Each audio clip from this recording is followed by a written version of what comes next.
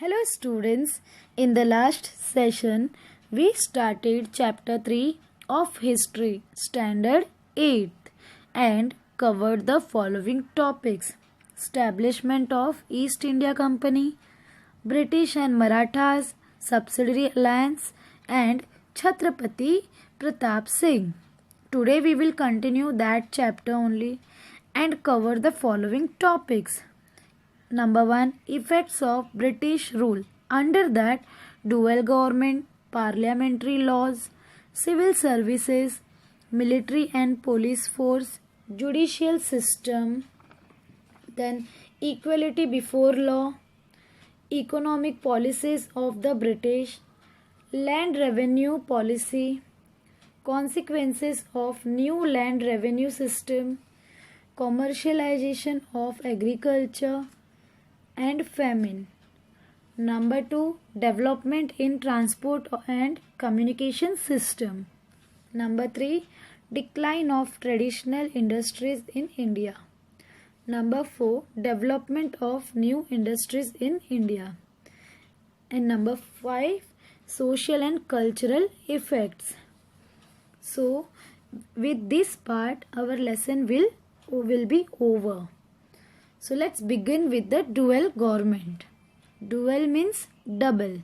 So dual government means double system of administration.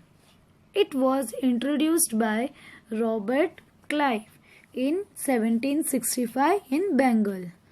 Under this dual government, the administration of Bengal was divided between East India Company and Nawab of Bengal. East India Company took over Diwani and Nizamat was under Nawab. Diwani means right to collect revenue and taxes, and Nizamat means maintain peace, law and order. This was known as dual government system. Students, the ill effects of dual government system could be seen after certain time.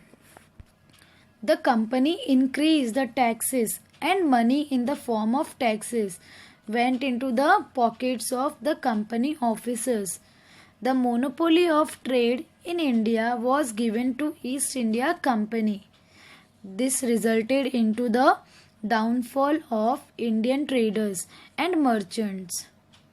The working system of the company in India received criticism in England, and British Parliament introduced some important laws to keep control over the company. So now what was those parliamentary laws? Let's see. Number 1. Regulating Act of 1773. The Bengal governor came to be known as the Governor General. According to this act, Lord Warren Hastings became the Governor General of India. He got the right to control the policies of Mumbai and Madras provinces. A committee of 4 members was set up to assist him. Number 2. In 1784, the Pitt's India Act was passed.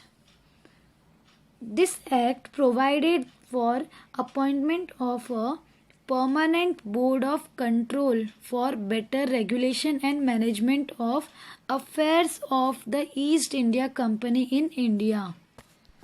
In 1813, 1833 and 1853, new laws were passed by the Parliament to make certain changes in the working of the company. In this way, there evolved an indirect control of the British government on the administration of East India Company. With the emergence of British rule, a new administrative system got developed in India.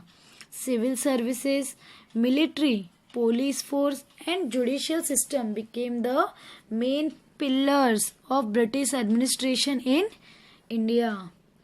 So students, let's begin with the civil services. Students, British rule was increasing in India, and to strengthen them, there was a need to be a bureaucrats. Now, what are bureaucrats? Bureaucrats means or are those government officers who run the government at the ministry level or at the district level. They have the responsibility of actual implementation of government policies.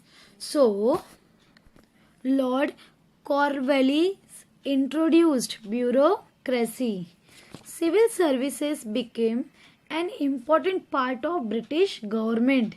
He restricted the private trade carried out by the company officers, and for this purpose he increased their salary.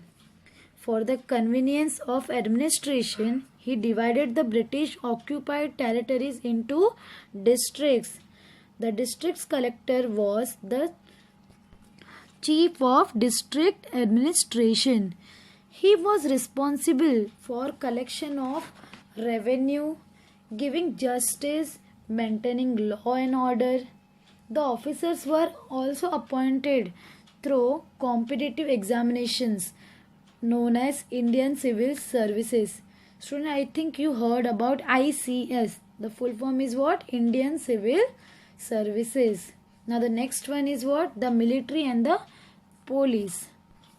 The duty of military was to safeguard the British occupied regions in India and acquire new territories and break down any revolt against the British in India. To maintain law and order in the country was the duty of the police force. So now we will see judicial system. The British established a new judicial system in India on the basis of judicial system in England. Every district had a civil and criminal court to solve the local cases. For reconsideration of their judgments, a high court was also established. Now we will see equality before law. Students, earlier the law in India differed from place to place. There was differences in judgment on the basis of caste system, you can say. Under the leadership of Lord Macaulay, and a committee was set up to create the code of law. The Indian Penal Code was enforced all over British India with British principle of equality before law. But there were some defects in it. There were separate codes made and different laws for the Europeans.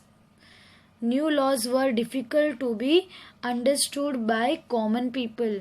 Legal cases became an expensive affair for the community, and the cases remained pending for years together.